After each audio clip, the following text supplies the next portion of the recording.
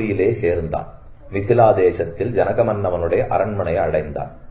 அங்கிருந்து சில நாட்களுக்குள்ளாகவே செய்தி போய் தசரதன் எல்லாரோடையும் வந்து திருக்கல்யாணமே முடிஞ்சு போச்சு. ராமனுக்கும் சீதைக்கும் கல்யாணம் பங்குனி மாசத்தில் உத்தர நட்சத்திரத்திலே ரொம்ப ஆச்சரியமா மிதிலாபுரியில நடந்தது.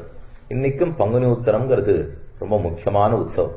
ஸ்ரீரங்கத்துல உற்சவம் சேவிக்கிறதுக்கு போனால் அன்னைக்கு ஒரு நாள் தான், பங்குனி மாசம் உத்தர நட்சத்திரத்தன்னைக்கு மட்டும்தான் ஸ்ரீரங்க நாச்சியாரும் ஸ்ரீரங்கநாதனும் ஒரே சிம்ஹாசனத்திலே ஒன்றாக எழுந்துருளி இருப்பார்கள்.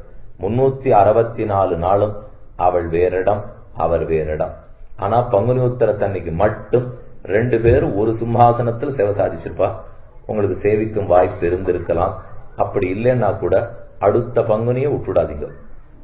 அவசியம் பங்குனி மாசம் வரைச்சு இதுக்கு கண்டிப்பா ஒரு தடவை போயிட்டு வர்றது யுக்தம்.